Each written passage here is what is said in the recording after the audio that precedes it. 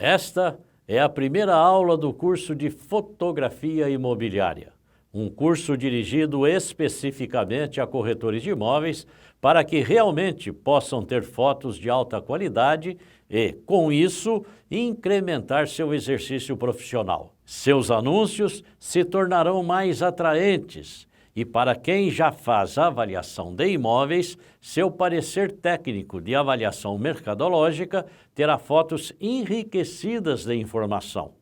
Para isso acontecer, é fundamental um bom planejamento. E este é o assunto desta primeira aula.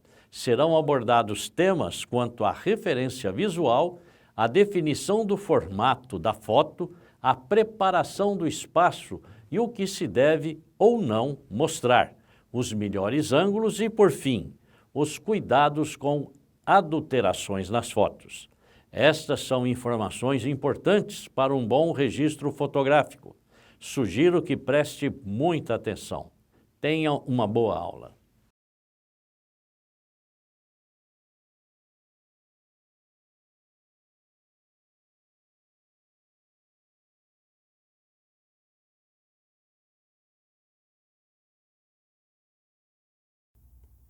Bem-vindo ao curso de Fotografia Imobiliária do Cresce. Este curso foi feito especificamente para corretores de imóveis que buscam melhorar suas fotos e conhecer mais sobre a fotografia de interiores. Este conhecimento também poderá ser aplicado na fotografia do seu dia a dia. O curso será dividido em 6 módulos. O planejamento é tudo o que você precisa saber e fazer antes mesmo de chegar no imóvel a ser fotografado. O módulo 2 ensinará você a conhecer sua câmera. Não importa o tipo de câmera que você utiliza, ela estará presente neste módulo e você passará a entendê-la e controlá-la melhor. No módulo 3, você conhecerá mais sobre equipamentos fotográficos específicos para a fotografia de imóveis. Já no módulo 4, você verá como corrigir de forma simples erros muito comuns em fotografias imobiliárias, principalmente nas fotografias vistas em anúncios de imóveis. O módulo 5 vai abordar técnicas e estilos de fotografia que vão ajudar ou complementar a sua fotografia de imóveis. E o módulo 6 vai ensinar métodos de organização, edição e como apresentar essas fotos no seu anúncio de uma maneira mais clara e eficiente. Vamos começar agora o primeiro módulo do curso, que trata de planejamento. Planejar é a base para que você economize tempo, não esqueça etapas e saiba exatamente o que precisa quando for captar. E este módulo será dividido em etapas. A primeira etapa é montar uma referência visual. Esta referência vai ajudar você a encontrar o melhor ângulo em cada situação e também é a referência que seu cliente tem de um imóvel novo ou conservado. Depois, vamos definir o formato da foto. Se vai ser retrato ou paisagem, qual resolução você deve deixar.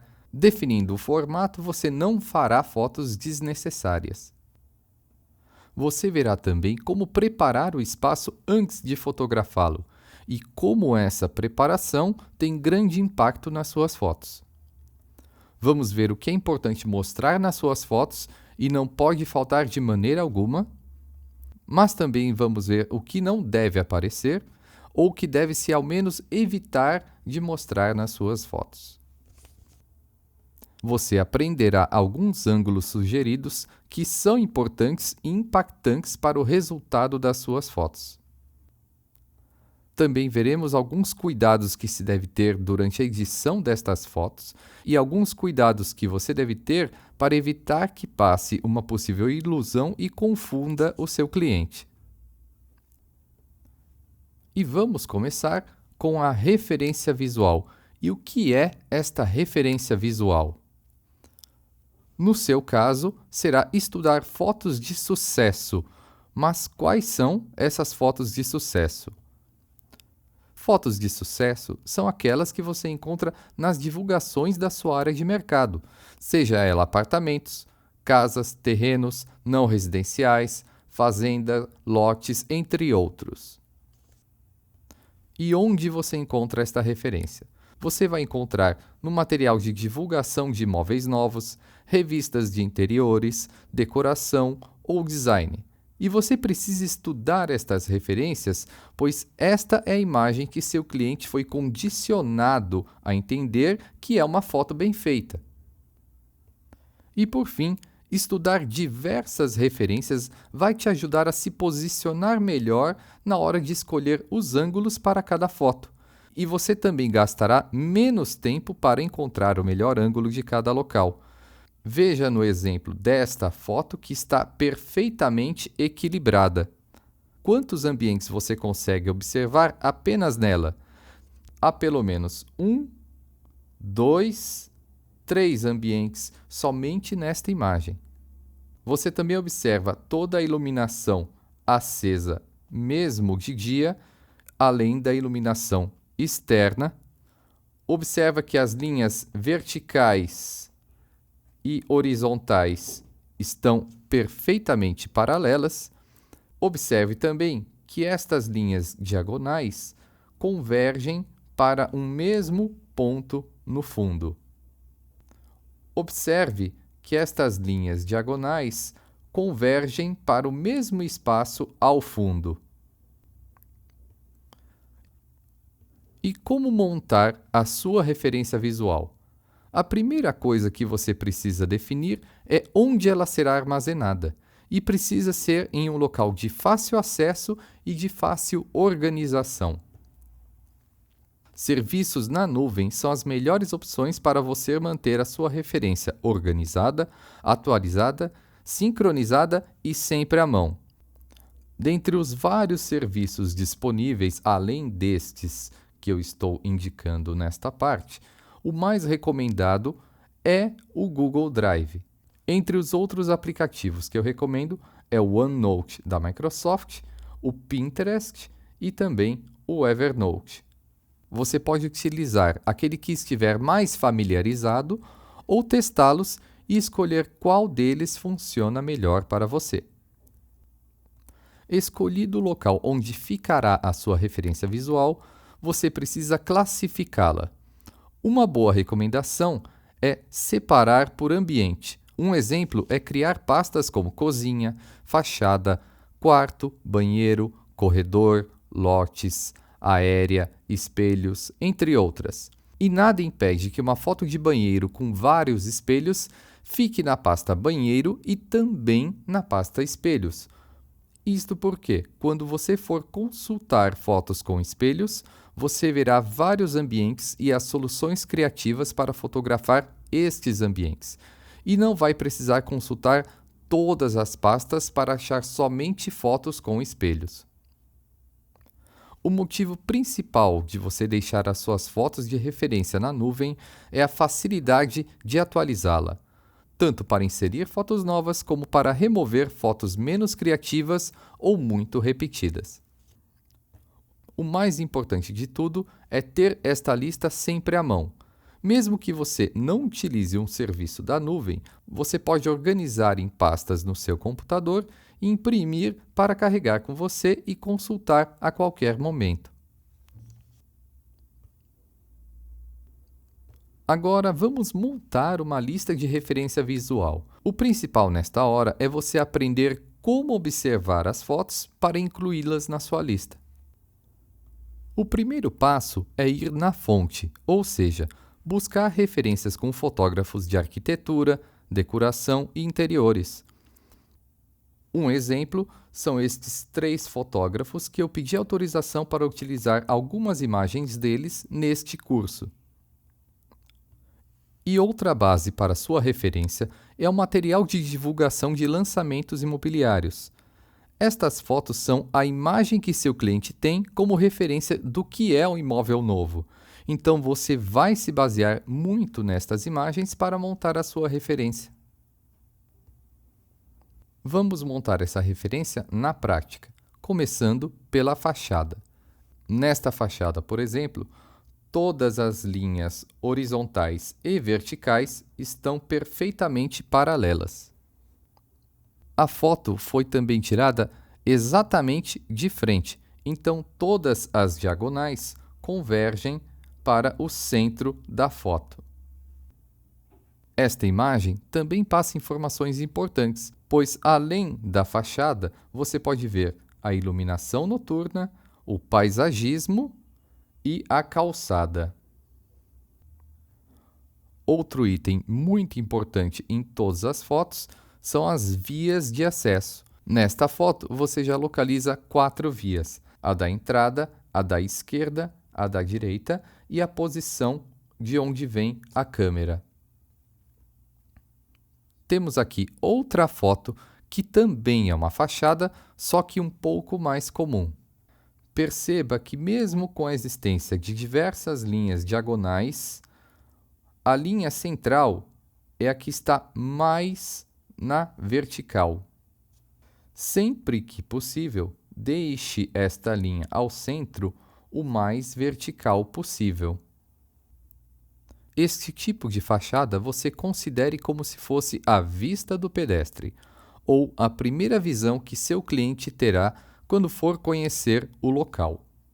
E é muito bom incluir neste tipo de foto os arredores, que pode ser a área verde, condomínios vizinhos e também a área livre.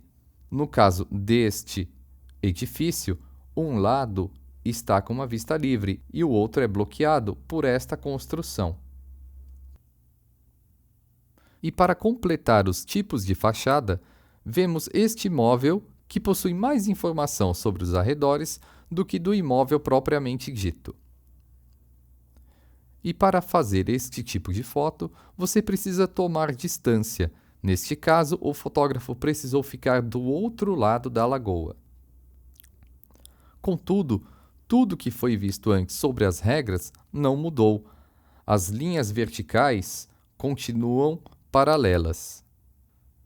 As linhas diagonais se encontram no centro da foto e o horizonte está perfeitamente alinhado. Agora vamos mudar de ambiente e estudar salas. Neste exemplo, você já percebe vários elementos que foram aplicados na fachada e que continuam valendo aqui. As linhas horizontais e verticais estão paralelas e as 4 diagonais convergem para o mesmo ponto. E com todos estes elementos equilibrados, a imagem fica perfeitamente centralizada e equilibrada, passando uma atmosfera de organização. Entenda que isto é algo subjetivo. Seu cliente não vai pensar tecnicamente estes elementos, mas uma imagem não equilibrada é percebida até mesmo por um leigo. Perceba também que esta imagem, apesar de ser predominantemente branca, possui vários pontos em amarelo ou dourado. São cores quentes que se destacam e saltam aos olhos. Utilize estes elementos a seu favor para destacar o ambiente. Esta outra sala tem uma área muito inferior à que vimos anteriormente. Contudo, em termos de composição, é muito parecida. Esta foto está aí justamente para que você entenda que não importa o espaço do ambiente, as técnicas podem ser aplicadas e darão resultado independente da área do local. Novamente, as diagonais convergem para o mesmo ponto ao centro e as linhas verticais e horizontais estão paralelas. Com isso, a imagem está extremamente centralizada. E se observar com mais atenção, notará uma leve distorção de lente, que provavelmente é uma limitação do equipamento fotográfico utilizado. Assim como a imagem anterior, aqui há destaque para cores, no caso, o verde da parede, do estofado e de alguns objetos. Note que estes elementos estão distribuídos pelo ambiente e nunca concentrados em apenas um ponto. Vamos observar agora este outro exemplo de sala que é diferente dos outros que vimos até agora. Esta aqui está predominantemente na diagonal. Contudo, todas as linhas verticais estão paralelas e as diagonais convergem em dois pontos unidos por uma linha central. Este tipo de composição é interessante por alguns motivos. Veja que esta imagem inclui mais um ambiente e parte de outro ambiente. E também vai incluir acesso para esta vista externa.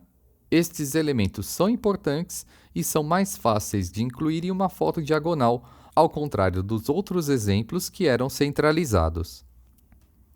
Agora vamos estudar alguns exemplos de cozinhas. E vamos começar com dois exemplos em paralelo e ver o que há de comum entre eles. Veja que em ambas as fotos, as linhas verticais estão paralelas, além de você observar o teto, o piso e a iluminação. Um elemento que você precisa prestar muita atenção são nestas linhas diagonais. Em ambas as fotos, elas convergem para uma saída. Entenda que esta saída pode ser uma porta ou uma janela. O importante é que haja algum destes elementos na sua foto de cozinha. Agora vemos uma cozinha em uma posição mais centralizada com os mesmos elementos que vimos anteriormente. Não são todas as cozinhas que permitem este tipo de plano, e mesmo assim é importante notar alguns elementos. Observe que nesta foto a cozinha está no segundo plano e o elemento principal é a sala de jantar. Assim como vimos em outras fotos, temos acesso de outros ambientes para a cozinha. Você ainda pode identificar quais ambientes podem ser estes, como um escritório por causa da cadeira, como uma sala de estar por causa do sofá e a entrada por causa desta porta. Então, veja como você consegue inserir elementos de outros ambientes dentro de uma foto que possui um assunto principal, mas sem obstruir a visão, tornando a foto mais rica e equilibrada. Agora vamos falar um pouco sobre fotos de acessos ou corredores. É muito importante, além de manter as regras já vistas anteriormente, outros pontos. Inclua a decoração sempre que possível, pois é a decoração que vai tornar a foto mais interessante. Ainda mais importante é colocar todos os acessos possíveis que este corredor permite. Nesta foto, por exemplo, vemos uma porta de entrada que parece estar na nossa frente, mas na verdade está refletida em um espelho. E veja que interessante, a decoração foi utilizada para esconder o fotógrafo, justamente porque em fotos de imóveis o elemento humano é uma distração, pois ele sempre vai chamar a atenção antes do imóvel.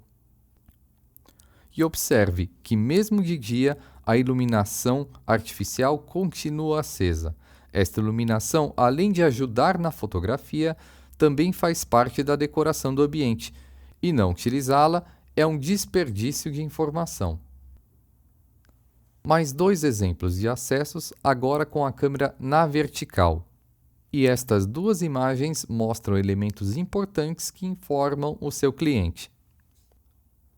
Observe que em cada foto vemos o tipo de piso de cada acesso. Nesta aqui, ainda vemos a mudança de piso do acesso para o cômodo. Em ambas as fotos, nós conseguimos ver o tipo de acabamento em gesso, tanto no teto quanto o tipo de rodapé aplicado. E para passar mais informações, nesta imagem nós ainda conseguimos ver elementos do cômodo para onde este acesso leva. Contudo, a informação mais importante que você precisa mostrar é quantos ambientes esta passagem acessa. Nesta foto da esquerda, conseguimos observar vários acessos que este corredor tem, além do acesso de onde vem o fotógrafo. Agora vamos observar alguns exemplos de banheiro. Apesar de existir exceções, costuma ser um local com pouco recuo para se fazer boas fotos. Vamos ver como trabalhar estas limitações. A primeira coisa que você vai perceber à medida que monta a sua referência é que a máquina fotográfica vai ser posicionada na linha da cintura ou até um pouco abaixo. E nesta altura, você vai continuar se preocupando em deixar as linhas verticais perfeitamente paralelas. Outro item importante é você observar como mostrar os espelhos sem se refletir, além de utilizá-los a seu favor para passar mais informações do ambiente. Lembre-se também de incluir o piso e o teto para que seu cliente tenha informações de como foi feito este acabamento. Em paralelo ao banheiro, o quarto vai seguir quase as mesmas regras. Veja se a máquina fotográfica também está posicionada mais baixa, na altura da cintura. Confira que as linhas verticais estejam realmente paralelas. E nesse ambiente, o que há de interessante é a incidência de luz natural através da cortina, em conjunto com a luz artificial do quarto. Veja que nesta imagem você observa onde está a janela e não perde todos os elementos decorativos como cortina e luzes artificiais. Outro elemento interessante é o uso das cores. Assim como no exemplo da sala, este quarto possui uma cor predominante e o vermelho das almofadas e deste conjunto de chá destacam do resto do ambiente, tornando a foto mais interessante e menos monocromática. Nesta referência de quarto, a abordagem foi diferente. O ambiente foi preparado com a decoração e luz em destaque. Mas, como sempre, as verticais sempre continuam totalmente paralelas. Observe também o destaque para estes abajures em vermelho. Esta cor mais quente chama a atenção dos olhos e, como já foi dito, tira a aparência monocromática da foto. Por fim, todo este preparo e trabalho com cores criou um clima único para esta foto. Ela poderia ter sido feita de dia, assim como a foto anterior, mas passaria uma sensação completamente diferente. Vamos ver mais dois exemplos de quartos, onde o recuo é mais limitado e a foto também foi feita na vertical. Se você observar, esta primeira foto tem um enquadramento na diagonal e esta segunda um enquadramento central. Veja que em ambas a decoração é o destaque da imagem, que você consegue perceber pelos móveis, papel de parede e objetos pessoais. A foto da direita explora muito o design das formas para não só evidenciar a decoração, mas também para lidar com a limitação espacial. Aqui encontramos diversos retângulos e quadrados sendo formados, e como as linhas estão perfeitamente alinhadas, a sensação de equilíbrio é passada nesta foto. Além disso, os elementos coloridos fazem contraste com os outros elementos. Agora vamos observar algumas áreas de lazer. Nestas fotos, o primeiro plano ou destaque deve ser sempre o ambiente de lazer. Mas não basta apenas colocar o elemento principal, ele precisa ser suportado pelas edificações próximas para facilitar sua localização espacial ao visualizar a foto. Além das edificações, sempre que possível, inclua acessos à área de lazer. Todos esses elementos também podemos observar nesta outra foto, onde este playground está em primeiro e segundo plano. Também vemos a área ao entorno e a edificação principal com o acesso para o playground. E veja que todas estas informações estão reunidas em apenas uma foto. Quando começamos a montar esta referência visual, foi dito sobre o uso e posicionamento em locais com espelhos. Vamos ver isto agora. Como o uso de espelhos é muito comum, principalmente em lançamentos, eles têm a propriedade de conseguir aumentar a sensação de espaço. Não somente isso, mas são ótimas ferramentas para incluir outras informações na foto, como neste exemplo, que nada mais é que a foto de um pedaço da cama e do armário. Contudo, graças ao espelho, é possível mostrar todo o quarto.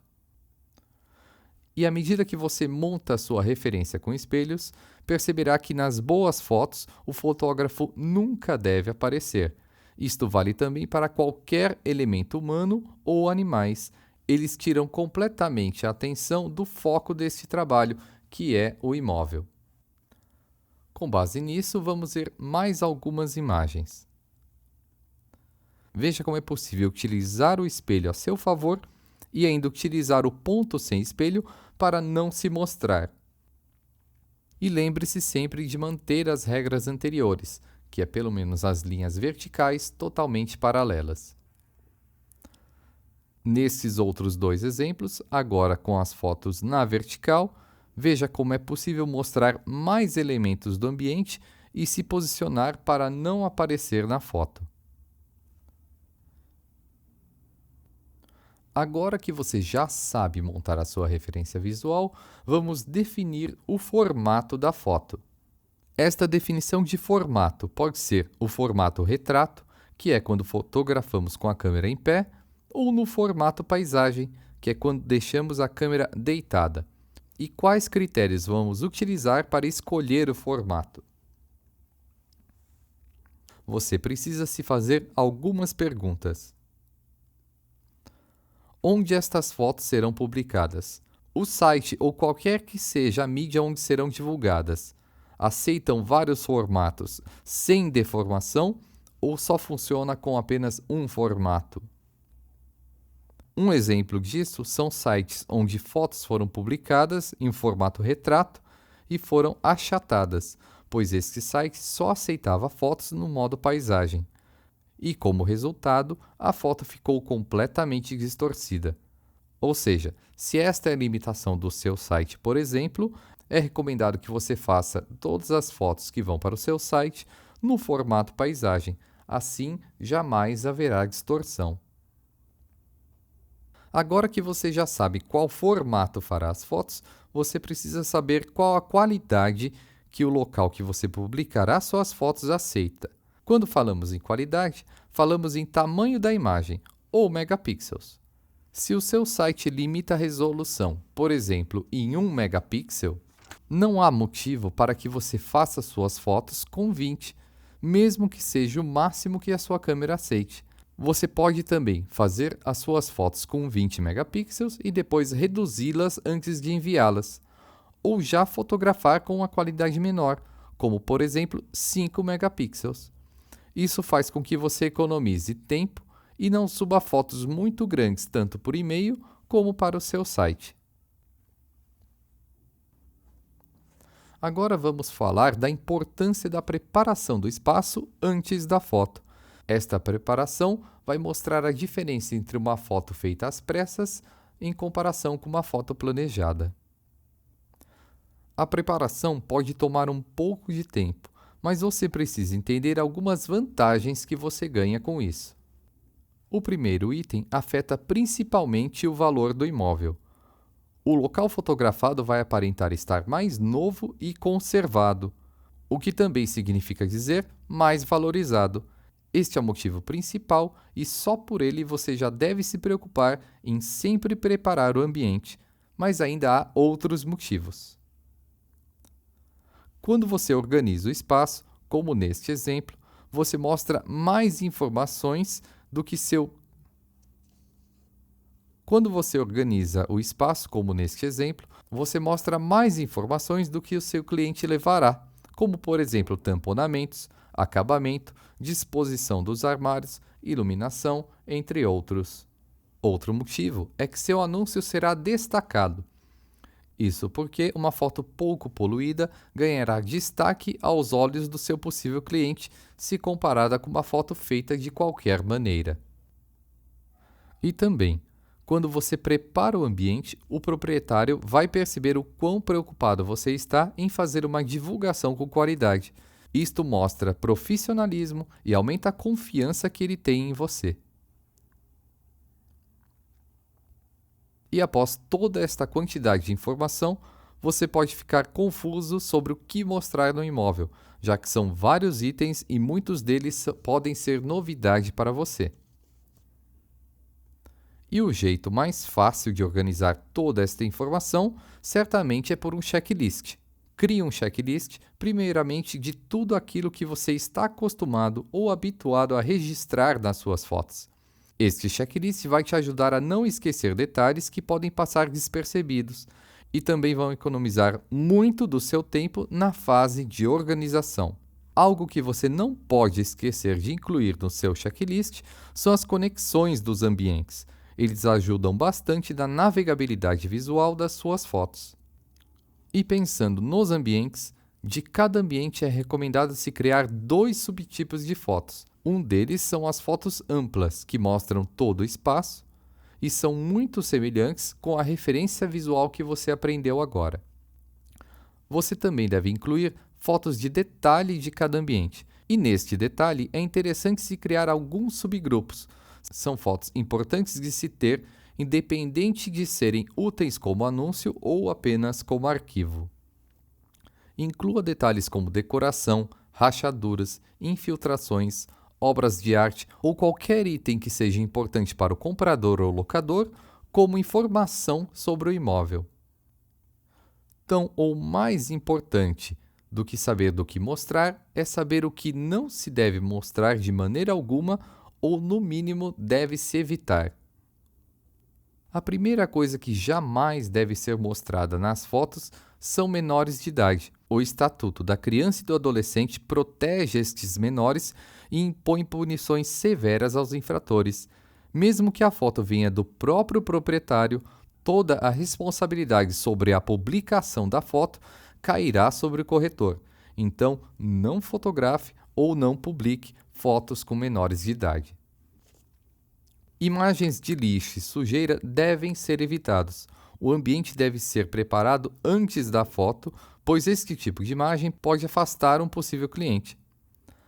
A exceção a esta regra é quando você está realizando somente uma avaliação do imóvel. Neste caso, as imagens não serão divulgadas em anúncios. Fotos tortas, muito escuras ou muito claras. Resumidamente falando, fotos mal expostas que mostram pouca preocupação do corretor no momento de realizar as fotos do anúncio, além de que estas fotos denigrem o valor do imóvel.